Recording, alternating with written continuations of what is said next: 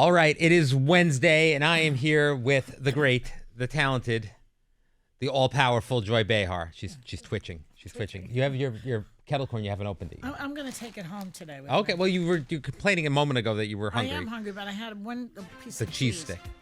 A cheese stick. All right.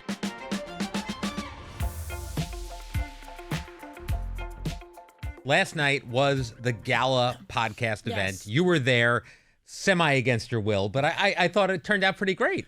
Did you? No, you didn't? I thought you were great. I can't judge. Yeah. Because I wasn't sitting in the audience and you were just moderating, so you could be objective, but I can't be. I thought the audience seemed to have a good time, and the fans came out. They really came out. I know. You had a wait list, I heard? We had a couple hundred people on the wait list. Wow. Yeah. And as you saw, there were Joy Boys in the audience. Boys, yes. Bry Guys as well. Yes.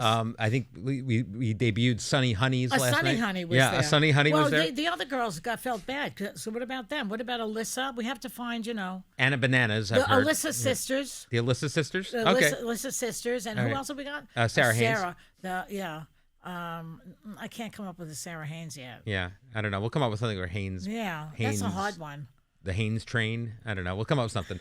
But apparently I'm being corrected here. It's a 500-person wait list. Wow, last that's night. pretty good. That's pretty impressive. And so they never came. They were told they didn't get in. Oh. Yeah, it was just so I made it so that the behind the table listeners got first crack. That was part of it. Right. I wanted I wanted you to. It couldn't just be View fans. I wanted behind the table. fans. Oh, I see. That's why they were so enthusiastic. I think that was probably why. But it was good. It was a fun night, and we had popcorn buckets and people. We got I'd love to get these coffee mugs. I should have them out here when we're doing this. Behind the table coffee mugs are here. It's all Our pictures are on that? No, just the logo. But still, it's all good. It's all good. Anyway, all right, let's move on. But it was a good event. You were very funny as always, and I'm grateful for it. I'm just a clown, aren't I? Just a clown too. No, not at all. You're it's like just wind her up, let her go out there and you're my closer. You're the one I feel good about when clown. When things are going when I need my big hitter to come in. I've got Joy Behar to turn to, and she'll take us home. And you did last night, so thank you. All right. We talked about Jimmy Fallon today, and I thought this was an interesting conversation. It was about how he constantly worries about people not liking him. This is not something you're afflicted with. But you said that the minute... Well, I don't want people to not like me. Yeah, but you don't spend a lot of time worrying about it. What I said, and I said it on the show today, and I'll repeat myself, you can't bank on people liking you if you want to be funny. Right. Because you have to basically take no prisoners when you're out there trying to get a laugh. Yeah. Now, you don't have to be cruel, and you should punch up and not down, but you're going to say things that people are going to be annoyed about, so what? Right. But if someone says, yeah, Joy Behar, she's not my cup of tea, I don't think she's funny, Fine, that they're doesn't entitled bother to you. that. Yeah. First of all, comedy and humor is very specific and very personal. And subjective. And very subjective. So I don't expect... Look, not everybody thought Jerry Lewis was hilarious. Right. Particularly Dean Martin. But I think like it can give people anxiety. I think if you're going in front of, like you're Jimmy Fallon, you're on a Tonight Show every night, and you're worried about people not liking you. People are coming to see him. They're laughing at his material. What more does he need? Right. Well, we've talked about this before. For me, it's always about who laughs. It's always about I want to be liked by the smart people. I want it to be. I want the. Well, you're like Donald Trump in that way. You think so? Yeah, because he wants New Yorkers to be big fans of his, and we're not. No, that's true. And he always feels like he's not liked by the right people. Oh, okay. So it's not enough that 75 million people voted for him. He wants specifics. Well, you know what Howard Stern said, that a lot of those people that voted for him, he wouldn't even spend any time with them because he wants the intelligentsia to like him. Sure, the Illuminati. How did we get to politics? All right, speaking of comedians, Sarah Silverman was on last week. This is someone you do enjoy quite a bit. Her. I know you loved her this time. You kissed her a little bit. I did. Yeah. Well, she kissed me first. It happens. She has this new stand-up special about the death of her parents. And again, it's another example of comedians turning pain into comedy. Right. Have you ever done that? It doesn't feel like your brand. I don't do that. No. I come from the old school comedy, which is why I don't do it anymore, because there was a turn recently in the past 20 years, 10, 15 years, of making comedy serious. And I come from the Catskills comedy group, the Friars Club, people who just are out there to make you laugh. And that was my goal, to make people laugh, not to geschrei and talk about the pain in my life. The reason you don't do I think that it's enough, as somebody said today, I think it was Taraji, that comedians use comedy to disguise the pain. Right. So why would you bring the pain there? Now, she does it very skillfully. Yeah. Like she does a thing about how her mother was on her deathbed, and her mother said to her before she died, your hair is dry. That's funny. That is funny. Now, that is an example of covering the pain up about you losing your mother. Right. And that made sense. Yes. But a lot of comedians I noticed in the past 20 years, they're like all talking about horrible things in their lives. When we talk about, like, you don't like the idea of doing comedy right now because mostly it sounds like it'd be a pain in the neck. Really. Stand-up comedy. Yeah, stand-up, doing it again. It's very stressful. Right. I don't need to do it. But if you... I mean, mentally and physically and emotionally, I don't need to do it. Right, but you don't need to write plays either, and you're doing that. Well, writing plays is fun. Right, so that's what it is. It's just stopped being fun, kind of, a little bit. Yeah, I have to be creative. Like I told one of the producers, we're doing something called The Ladies Get Lit. Mm-hmm. I'm going to bring a book about, those... building a house for dummies. Yeah. The Idiot's Guide to the Internet. Mm-hmm. I want to bring books like that to people about creativity and how to do it, because I think that is one of the answers to feeling fulfilled in life and feeling happy is to be creative. Now, you don't think that's an innate thing that comes from inside you? No. You think you can get that from a book? Yes, especially those idiot books are great. Yeah, they are good. I have so many of them. Mm-hmm. Idiot's Guide to Screenwriting, to Playwriting, to everything. Because it maps it out for you in a way that's easy to understand. All right, I got to look up for a podcasting one. But you should write one. Yeah, there you go. The Idiot's Guide to Podcasting. Who better than I to explain how to do it as an idiot? See, but I'm curious. Like, let's say I broker a deal for you, and I get a call. We're gonna go to Netflix, and we're gonna get a $20 million Joy Behar special. That's what made them go broke over there. I know, but would you want to do it? Would you? For $20 million? Yeah, but I'm saying, and then would you be creatively inspired then if you had the big thing? For that kind of cash? All right. What do you think? I'm a moron? No, I don't think so. But I'm just curious what motivates you. That's all. Yeah. No, and I would do it for that. All right, I'll do it for 10%. We'll make a call. All right. We've seen some questions. Yeah, but you have to understand something. When you do a stand-up act, an hour. Yeah. That takes years. Oh, I know it does. You can't do that overnight. Yeah, but a lot of your material still works. You can dig some stuff up. Some of it works. Yeah. A lot of it works. My trip to Italy, all that stuff works a lot. Yeah. I don't know. I think people would like to see it. Last night I did a bit from my act. From when you were out there with me? What did you do? About being in Germany. Oh, that was all from your act. Yep. I didn't know. I gave it to you last night for free. Wow. You sound like my wife. No, I'm kidding. Take it out. Take it out. No, leave that in. That's funny. Yeah, but to you and me. No, but that's... It's not like she listens to the podcast. That's a really good point. No, good point. But you masked that. I didn't realize it because you just kind of delivered that conversationally. Because I know how to weave my act into my... That's what I do every day. Yes. You can weave, much like Donald Trump again. There we go. You love the weave. Yeah. There you his go. weaving sounds like he's like losing his train of thought. Yeah, that's different. It's a little different. I'm curious though, because when we talked about, like, did you get nervous? Because I know what you're like before doing a show, and I'm a pain in the ass. I know. How are you? You are. You know who used to be like that? Barbara Walters. Really? Oh, before the show, she was a nightmare. Really? Just like me. She and I are very close. Apparently. Did you pick that up from her, or was that? No, I understand it though. Right. See, she used to do it, so I didn't have to. Like, she was the boss, and she would bitch about this and this and this and this. What are we going to say about that, and who cares? And I live in Wyoming, and why do I care about this? Is Barbara. If I complained more about the show beforehand, would that take it off of you? Yes, I feel that's true. So I'm too positive. Yeah. Everybody's all like pretending everything is great. Yeah. And I see things that are wrong. So if you actually said, this is a boring subject. These topics are awful. Yes, I don't know what we're going to do. Or this one in particular. I don't think they have anything to say about this. Right. Then I could be off the hook, and I would be in a better mood. Okay, because I would think normally you would just say, then why the hell are we doing it, you idiot? You should have picked something else. Well, that could happen too. Yeah, that could happen I can't guarantee what's going to happen. All right, but I might try this. I might spring it on you next week at some point. All this, cutie, all this cheery do sunshine. Like it's going to be a great show. Yeah, I that doesn't. hate that. All right, fine. It works for like Sarah. But when... Like, so was it similar when you were doing stand-up, like before you went out there? Were you getting like riled up and annoyed? We're driving to the gig. I suddenly get into like a comatose state. Right. I start falling asleep from the anxiety. It makes me tired. Then I get behind. Then I'm there and I'm looking at my notes because I have to remember what I'm going to say and all this other stuff. And then the opening act comes out, the warm-up act. Mm-hmm. And I see the audience is good. They're going to love me. Mm-hmm. And then I go out. But it's practically 3 minutes before I get out there. Before I feel like I'm okay. What if the opening act is too good? Was that ever a thing where that helps. That helps. Okay, that you helps. want the audience primed. You want the audience to laugh. Yeah. Because if they're laughing at that, they'll laugh at me. All right. Every once in a while, I think I'd like to try this once. I'd like to try to do 6 minutes. I've been toying because I don't have enough to do. Yeah. Of teaching stand-up comedy. Oh, you this were saying summer to when maybe I'm Sarah off. Haynes or something Yes, too. Yeah. well, I could teach her. But I have skill set on that. I would like people to learn how to do that. I have a feeling there are closet comedians everywhere. Oh, I think you're who right. are funny at dinner parties, who are funny at the office, and they have to translate that to the stage. Now, did you ever? I'm always interested in this. Do you think I would have students? Oh, 100%. You'd have Yeah. students.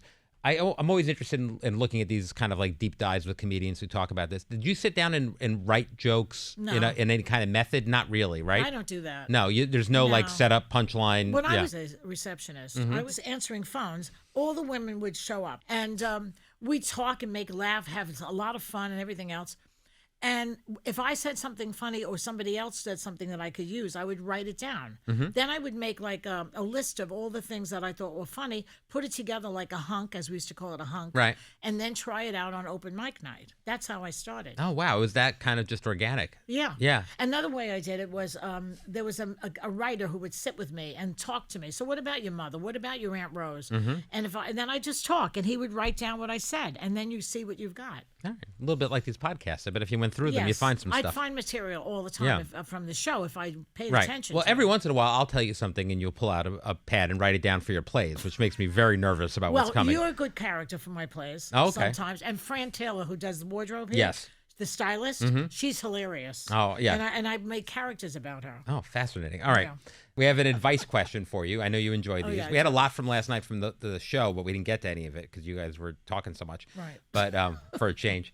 And by the way, if you did... And Anna wasn't even there. Imagine if she was there. No, so let me tell that story. So about 1 o'clock in the afternoon, I get a text from Anna that there are monsoons and there's problems and she's never In going to make it Florida. in. And then she gets on the plane and then one of the engines burnt out and they went back. She had to get on another plane. It did not seem likely that she was going to make it there, but there were probably people, I'm assuming, who came to see Anna Navarro. Everyone's got favorite people. Yeah. So we wanted to be able to get her in there. So I started stalling as long as I can to start the thing.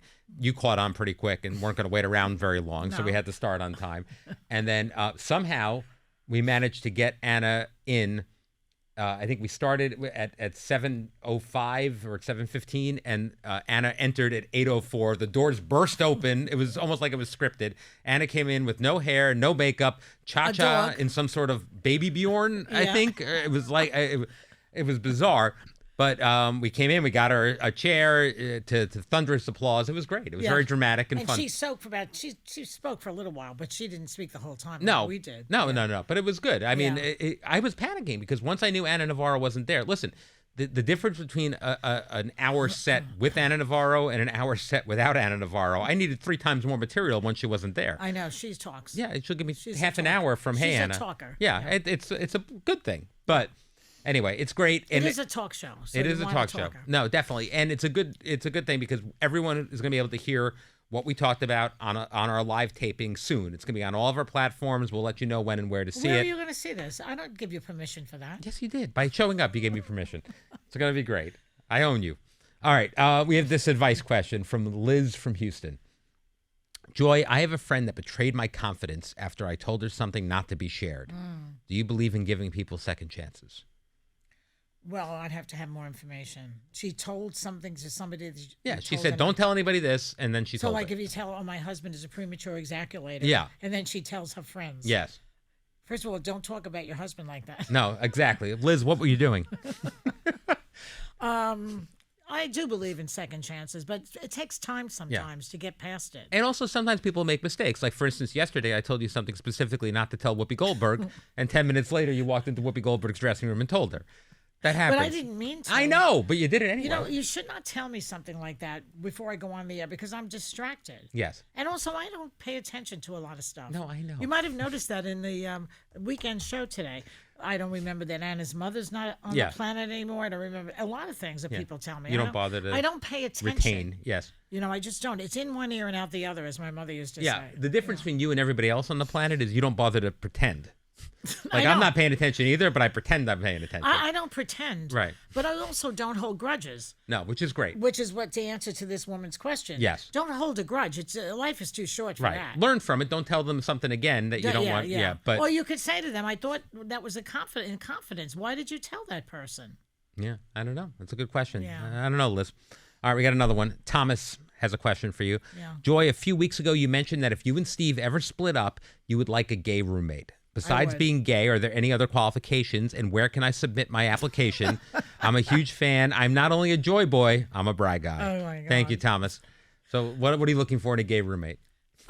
Well, I like gay guys, and I have a lot of simpatico. It seems that way. And they're usually funny. Mm-hmm. They also have skills that I like, Mm-hmm. They take care of business, things around the house. They don't want to sleep with me, which would be a nightmare. Sure.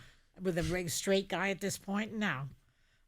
So cleaning up around the house. No, they're just fun. You have somebody to go out with. Yeah. They're like one of my friends is gay, and he's like a universal donor. He's like type O. He fits in everywhere. Oh, okay. You can take him anywhere. He always looks beautiful. Right. He's handsome. He's smart. He's educated. He knows politics. Right. Etc. So you want a smart, well put together and fun. Okay. Yes. All right. Good. So we can send your resumes. Now my husband is like that. Yes, just not gay. But he's not gay. Yeah. Supposedly. All right. We have another one. This is from Shay. As someone who used Barbara Walters' famous sign off for my senior yearbook quote, I'm always trying to take a little time to enjoy the view. Oh. What is one way that you, Joy Behar, take a little time to enjoy the view? The view Yes. or my life? Your life. I think the metaphorical view. Well, I like people, friends. Yeah. I like to have friends, and I have different groups of friends. Yes. So some of them are in my writing groups. I love those people. One of them is a priest. Yeah. Father Beck. Father Beck. I know Father Beck.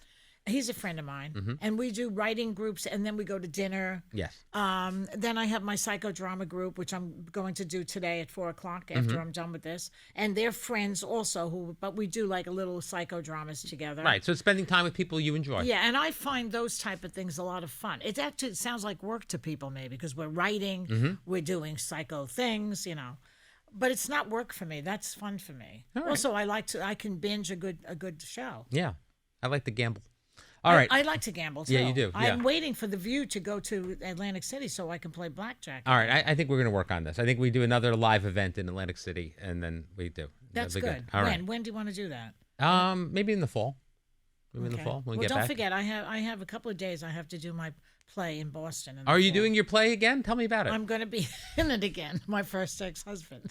You're kidding. But I have 2 other plays. Yes. I have Bonkers in the Burrows. We're working on that now. Mm-hmm. That one's really funny. I've seen that one. I enjoyed that one. Wasn't it funny? Yes. I've taken one of them out, and I'm adding a new one. Okay. About a Nazi.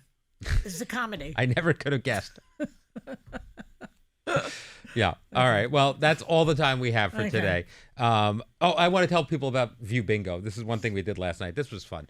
You made fun of me for it. What did you make up a thing? We made View Bingo cards without telling the co-hosts, so that when they said the things like my first ex-husband or but that wasn't fair. All right, finish. Why was it not fair? Because you put a collage, a montage of you talking together. about it. Yeah, you always mention your plays. It I was know, always but a gimme. But what about Sonny with Harvard and Manny is a surgeon and all of that? Yeah, we stuff. had all of it up and there. Anna with Mark Anthony and Latinos. We had Anna celebrity drops a name, or celebrity name drop. So it could have been anybody. And she did. She mentioned Gloria Estefan at one point. Stefan. There you go. No, that was good. And Alyssa mentioned... How about Whoopi? Every day she says you're not alone. Is that on the card? Well, she wasn't here for the thing. But yes, it would have been. We had Cha-Cha, Miami. We had Anna's best friend, Lee Schrager. Oh, you're Lee Schrager. The fact that Sonny's a prosecutor, that Alyssa worked in the White House. We had all this stuff there. It was good. And for Pence, you worked for Pence. Yep. And what about Sarah? Sarah, we had her favorite child, Sandra. We had Iowa. We had the fact that she's an independent. Oh, yeah, she's an independent, yeah, right. So all that stuff. It was all there. But she leans Democrat. Yes. Yeah, no. Yeah, no, we check them off. It was good. And so what were the...